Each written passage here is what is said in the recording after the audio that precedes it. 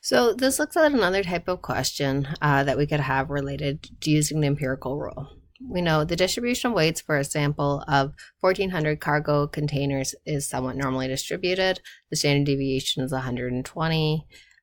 Based on the empirical rule, we want to figure out, really the question we want to ask ourselves is, of the 1,400 containers, how many will have a weight between the mean and the mean plus one standard deviation. The value of the standard deviation doesn't matter at all for the question.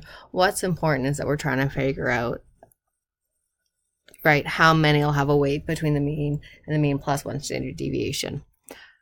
The reason how this uses the empirical rule is our empirical rule tells us how many would have a weight between the mean minus one standard deviation and the mean plus one standard deviation. We've done similar questions like that before, right? We know that there is 68% of the data that falls in that range.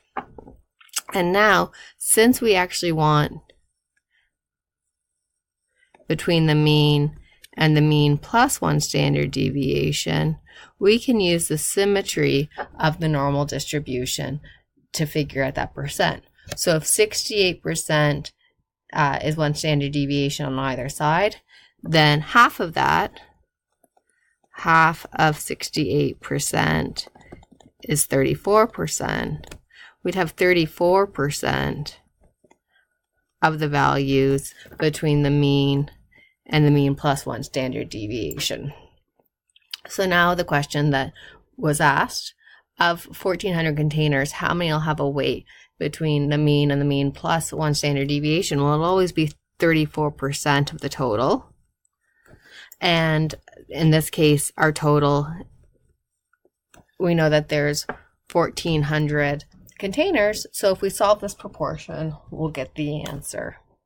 Solving the proportion gives us a value of 476.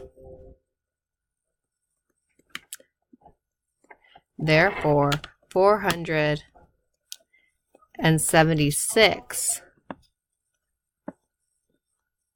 cargo containers can be expected to have weights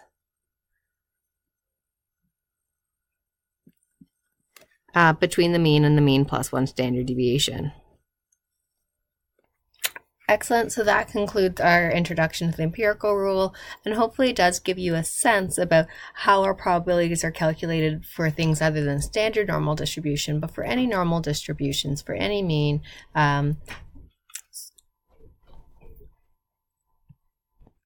or standard deviation. Okay, so you should be ready to do the 8D notes now, and I'll see you in class. Bye.